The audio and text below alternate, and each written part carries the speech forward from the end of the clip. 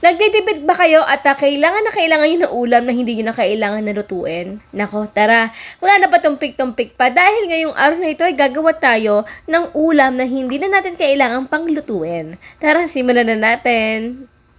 Ang ginamit kong isda dito or tuna ay tambakol. So, ito yung pinakahiniwa ko, yung pinakagitna ng tiyan at yung pinakaulo nito at ng buntot ay hindi natin kakailanganin. Pero syempre, ilalagay natin ito sa freezer para naman na for future na cooking natin ay pwede naman itong pwedeng sinigang or kahit ano pang lutuin natin dito. Ang pinakagitnang part kasi ng ating tambakol, ito yung pinakamalaman kaya ito yung ating gagamitin. So, ito, hindi naman tayo expert sa pag-fillet-fillet pero itatry natin ito. Yung nakikita yung blackish na color dito sa ating meat ay hindi natin ito kakailanganin kasi nakaka-apekto ito sa lasa ng ating ulam.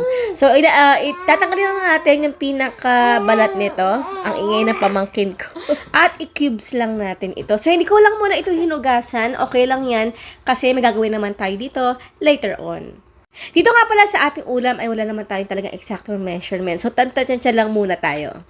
Simple ingredients lang yung ating kakailanganan dito kaya naman napakasarap ito at napakadali at para naman kung kayo ay gusto nyo talagang sumabay sa pinakasukat ito nga pala ay meron mga kulang-kulang na 500 grams na fillet. Nilagay ako dito ng asin at ng ating puting suka. Ibabad lang muna natin ito habang prepare natin iba pang mga ingredients na gagamitin natin. At since na ito ay hindi natin lulutuin sa ating apoy or sa kawali, ay mas maganda kung gagamit tayo dito ng maraming luya.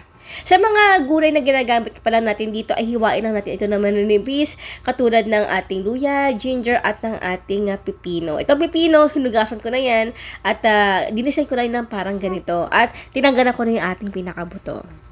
Kalamansi gagamit tayo at ang ating mga, syempre iba pa mga pampalasa, mga sili. Pero guys, ang sili nga pala natin dito, ay may gagawin tayo dito mamaya.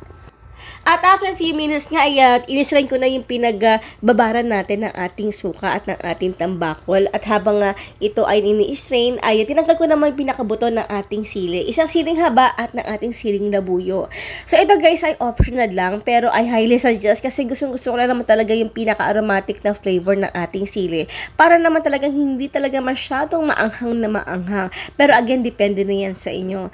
Again na nakikita nyo dito na binabad ko siya sa tubig para hindi masyadong kumapit yung pinakamanhid or sakit sa aking mga kamay. Pero hindi talagang tumalab pa rin yung sakit ha.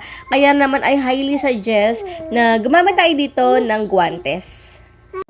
Next, sa isang bowl ay pinagsama-sama ko na rito yung ating mga gulay na hiniwa kanina. Again, nalagay ako dito ng konting asukal, asin, mga pampalasa. Kung meron kayong garlic, onion powder, at magic powder. At ng ating sili na tinanggalan ng buto-buto kanina. So, hiwain lang ito ng maninipis na nakikita nyo. Halo-haluin lang muna natin ito at ilagay na natin dito yung mga prepare nating ingredients kanina. Yung ating tambakol na in-strain yung pinagbabara ng ating suka. Hindi natin yung kakailanganin para nilutulan talaga natin itong ating isda sa ating vinegar.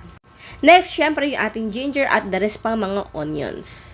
Guys, huwag niyo kakalimutan yung cucumber, yung ating pepino ha. Kasi ito talaga yung pampasarap pa dito sa ating napakasarap na no-cook na ulam. O, diba? Napakasarap, tipid sa gas at yung mga ingredients na ginamit natin ay talaga namang simpleng-simple lang. Huwag kalimutan syempre ng ating patis. And now is done, our isdang kinilaw.